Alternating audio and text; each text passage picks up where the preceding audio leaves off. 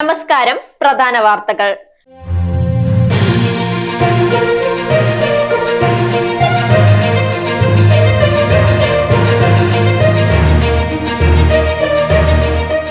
സർക്കാർ ഭൂമി കയ്യേറി നിർമ്മിച്ച ആരാധനാലയങ്ങൾ പൊളിച്ചു നീക്കണം. നിർദ്ദേശവുമായി ഹൈക്കോടതി. തലസ്ഥാനത്തെ വെള്ളക്കെട്ട് പ്രതിസന്ധിക്ക് ഉടൻ പരിഹാരം കാണും. മന്ത്രി വി ശിവൻകുട്ടി. നോർവേ ചെസ്സിൽ അട്ടിമറി വിജയം. ലോക ചെസ് വിസ്മയം മാഗ്നസ് കാർൽസനെ തോൽപ്പിച്ച് ഇന്ത്യൻ താരം പ്രജ്ഞാനന്ദ.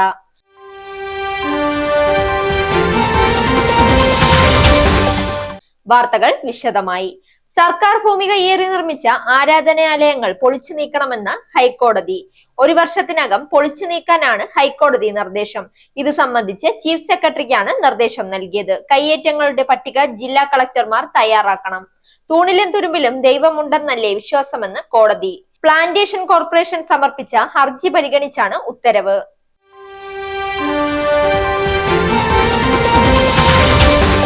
തലസ്ഥാനത്തെ വെള്ളക്കെട്ട് പ്രതിസന്ധി 2 ആഴ്ചയ്ക്കകം പരിഹരിക്കുമെന്ന് പറഞ്ഞിരുന്നുവെന്ന് മന്ത്രി വി ശിവൻകുട്ടി.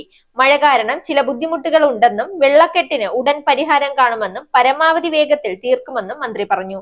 അതേസമയം യൂണിഫോം വിഷയത്തിൽ സാമ്പത്തിക പ്രതിസന്ധി മൂലം കുടിശ്ശിക വന്നിട്ടുണ്ടെന്നും ധനവകുപ്പ് പണം അനുവദിച്ചിട്ടുണ്ടെന്നും മന്ത്രി വ്യക്തമാക്കി. കുടിശ്ശിക ഈ വർഷം കൊടുത്തു തീർക്കുമെന്നും മന്ത്രി പറഞ്ഞു.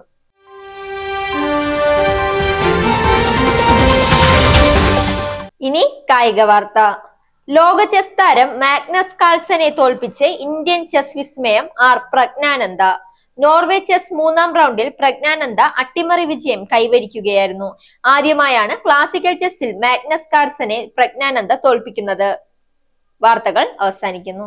നേരിന്റെ വാർത്തകൾ നിങ്ങളുടെ വിരൽത്തുമ്പിൽ എത്താനായി സാക് ന്യൂസ് ചാനൽ സബ്സ്ക്രൈബ് ചെയ്തും ഷെയർ ചെയ്തും ഒരു ശരിയായ മാധ്യമ നിലപാടിന് പോകാൻ ഞങ്ങൾ നിങ്ങളെ ക്ഷണിക്കുന്നു.